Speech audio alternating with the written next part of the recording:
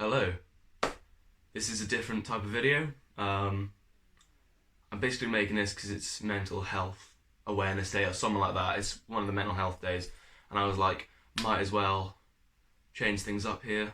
And instead of do a cover or an original song, I'm just going to speak to you guys about, what I deal with, and yeah, just open up. Mental health, I've never really had a problem with it up until about a year and a half ago. I think up until then I was really, I'd never had any problems. I didn't have any like depression, anxiety. I don't now, but I have symptoms of it because of something else, which I'll get on to. So and I feel like it's been so long now. I think a lot of people aren't aware that I have this. So I'm just gonna open up to you guys about it. So basically, it started about a year ago, about a year and a half ago, and I was in a park with some mates. You know who you are, and I was, shall I say, smoking the marijuana, right? Because I really wanted to just get the feeling of feeling high. I was like, let's just try it once, just go for it once. And I had a bit too much. I had a blunt, so it was just the weed, and I think that's what got to me. And I had it all at once, quite fast. And this may seem like a tiny thing to most people watching this, but to my brain it wasn't. And then suddenly I felt very weird. They call it a ghosty, alright? Okay. But I felt very strange, and things started to go quite slow and all of that. Basically, this was the trigger event, as you say, that caused the rest. And anyway, in the end, my friend met Ollie. He walked me to my mum's car. I said to my mum, I need to go. I'm a bit scared, mum. And yeah, so then I went home, still feeling weird. Slept in my mum's bed that night. Just to let you know. Hope you all see me as a better person because of that now. And yeah, and then I just carried on. And then I sort of realised the next few weeks, the sort of things they seemed a bit different.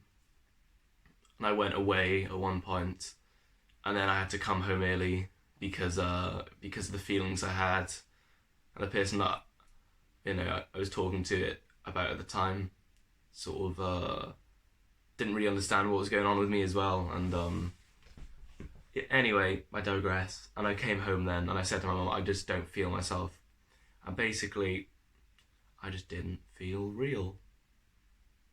Just to add, this is Dan from the future. I even came home, and my favourite thing in the world, everyone should know, is KFC, which is a bit shit because it's all, sorry for swearing, it's all greasy and stuff. But I was eating my KFC. I just started to cry. Eating my KFC, for God's sake. That's how you know I'm down. If I'm crying eating a KFC, that's a tell. That's a bad sign. Anyway, let me continue with the video. Go on, Dan. Do your thing. So this leads on to the whole what this video is about, which is derealization and depersonalization. Because I feel like in the whole mental health realm of things, what's talked about a lot is anxiety and depression, which is fair enough because I think that is they are the biggest mental health sort of things. I don't know, disorders. I don't know if you call them disorder, but that affect the most amount of people, which is fair enough. You see anxiety, depression, they're like boom, they're big, they are the things, they are the ones that affect most people. But I feel like there's other mental health issues that also aren't talked about enough, and I feel like this is one of them. And yeah, so I just thought I'd talk about it. So basically, the next few weeks then after the whole weed incident, I just felt a bit strange, and from that sort of incident on, I've never felt the same. If I'm going to be honest, I haven't felt the same since. I still don't feel the same as I used to feel before that. It almost seems like the me before that whole incident.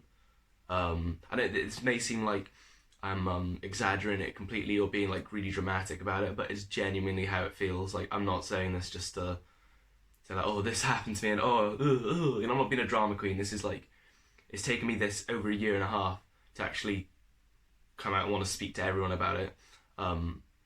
Because it's a year and a half almost developing and changing, and the way I deal with it's been changing. And so yeah, I've never felt the same since. I felt like a different me. I feel like right now I don't feel myself. I don't feel necessarily real. When I'm with other people, that's when I feel most myself, because they distract me and it helps. That's why I like going out with my mates, um, and the girlfriend and all that sort of stuff, and it helps me a lot. But it doesn't take away the fact that it's still always there in the background, sort of subconsciously it's there. Um, and it's made me feel out of touch with people. It's made me feel out of touch with my family. That was the first thing. It almost felt like they weren't my family, which is hard to admit, but it's might as well just say some stuff and put it out there. It made me feel out of touch with myself. Obviously, I was looking at my hands. I'm like, are they even my hands? Wow, how am I moving these hands? Um, you know, out of touch with friends as well. It made me feel, with my emotions especially, it made me feel really numb and sort of indifferent towards everything. And I didn't really care either way what happened with anything, if you get me. Apathetic sort of thing. I lost a lot of my emotions, I felt. I would occasionally feel sad. And then because I realised what's sort of going on, and the realisation of it would all hit me at once, and I'd be like, oh man, this is just tough. It's weird. It was a weird one. Still is a weird one. I'd literally just break down and cry, because it was just, it was tough trying to adjust to it all. So yeah. Anyway, since then, a few months after the whole incident, it was in Reading Festival actually. But before that, I went out one night. I think it was after a show, because you may know I'm part of the theatre group, and I was in Fiction, which is a club in Swansea, and it was so weird because suddenly I think there was a lot of lights, a lot of sound, and I was focusing on, it sounds weird, individual people and the way that they were moving, and suddenly everything clicked back into the exact feeling that I had when I took, when I had the weed, and everything started to move slow again, and I was freaking out at this point, and I think I just had to go away from the people that I was with, and I had to go out. I was like, I can't. For some reason my hearing got quite bad, and everything just got a bit weird. Everything got that instant. And then as soon as I was out of the situation, I was fine. I just had to ring up my parents fucking 2 in the morning, or 1:30 probably later, which is a bit embarrassing, but they're always there, which is good. It's what I'm lucky to have. And then I had a couple more episodes. I had an episode of that in Reading when I was in Kendrick Lamar, who's my favourite artist. It happened. Things started to move slow. I think that's because there was people smoking weed around me. I think that must have triggered it. I think the smell of weed used to really get to me and stuff, and I used to overthink it all the time, oh my gosh, I'm going to feel this way again. But to be honest, since a few more incidents, there was an incident in a pub as well that happened. That was a good 4 or 5 months ago. And then there was even a point in school where I went in after this incident in the pub. It was on the Monday. I was in English, and I had to go out. I had to say, miss, I'm feeling really ill, because I was watching my hand as I was writing, and everything started to go really slow. And I was looking at Miss, and she was moving slowly. I was like, fuck this shit, I'm out. And then, that's how it used to be. But I think since then, I've found ways to deal with that. I think going through these experiences, you really learn a lot about what you may have, and how to deal with it. So we're going to move on to that, what's been better, okay? Before I do move on, to anyone who is suffering with anxiety, depression, or any other disorder,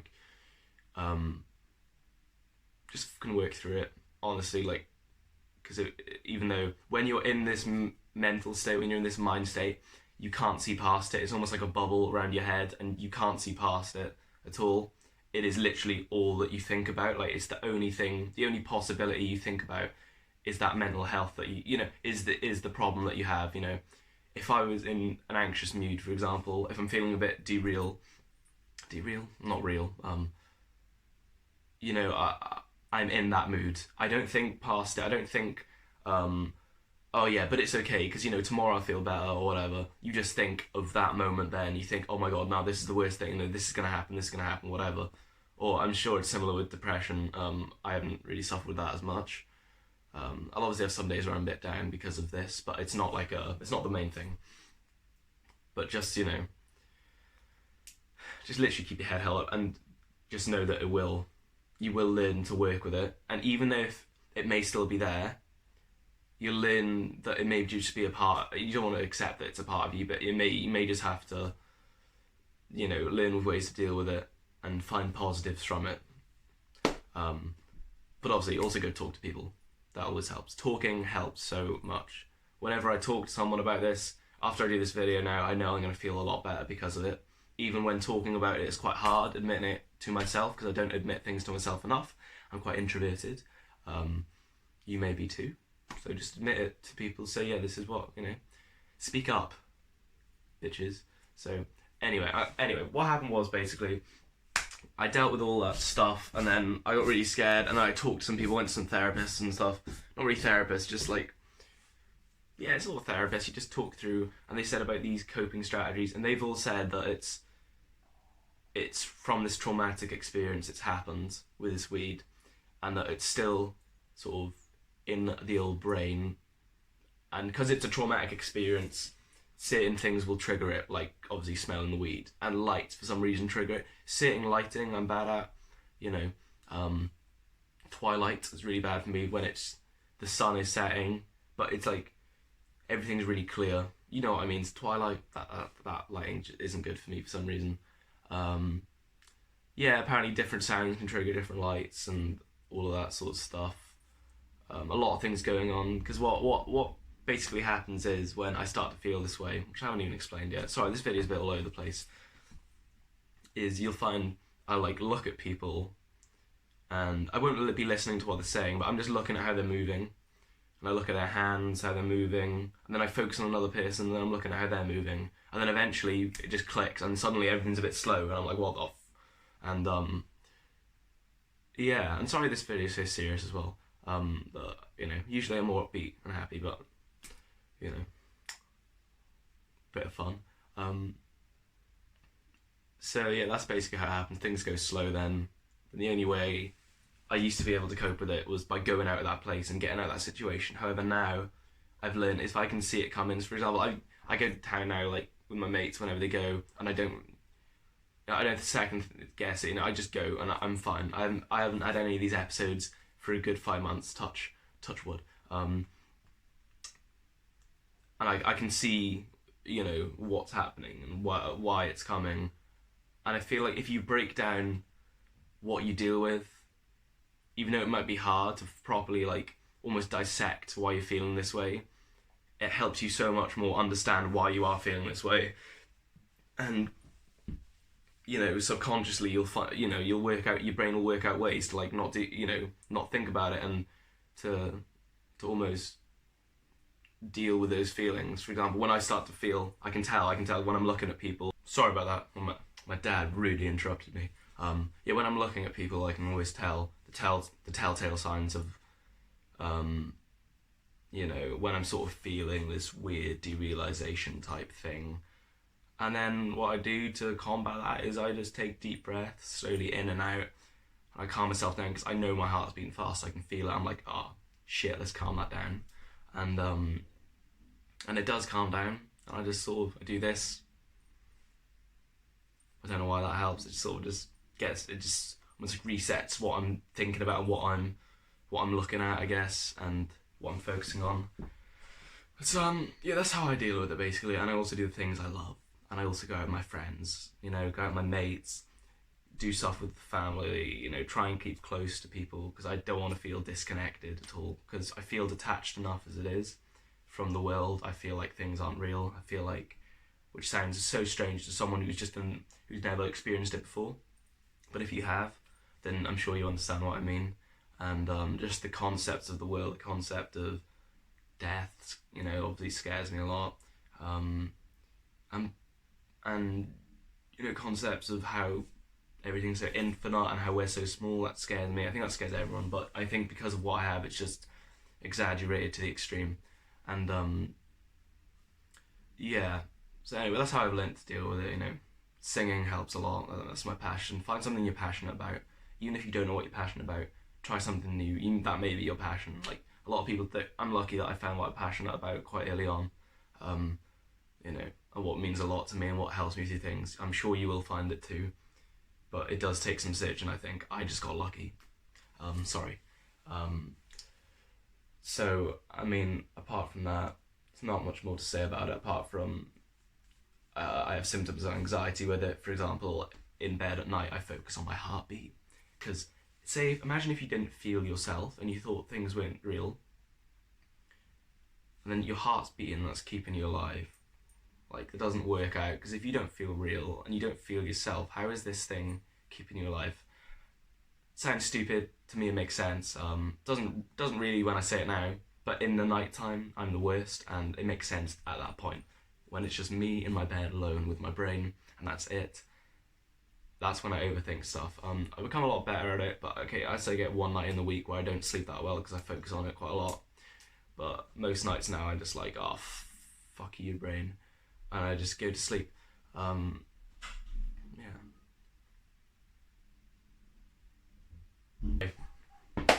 Enough about me, blabbering on about myself all the time. About, all my problems and whatever. But I feel like, I spoke through how I deal with them, and, how it all started. It's been a bit all over the place, this video. It's also very anxiety related, obviously, but apart from that, the main message here, alright, without me chatting shit, is that you need to speak up about stuff like this, because otherwise you're going to be dealing with it all yourself, and that is too much for your brain to take on. Give little bits to other brains, okay? Give little bits to other brains, and then your brain doesn't have to deal with as much shit as it needs to, because it doesn't need to deal with this much, especially at whatever age you are and whatever else you've got going on in your life. With my nan fell ill while I had all this, and I was also part of something that wasn't great, and didn't help me as well. And it all accumulates. Don't let it accumulate.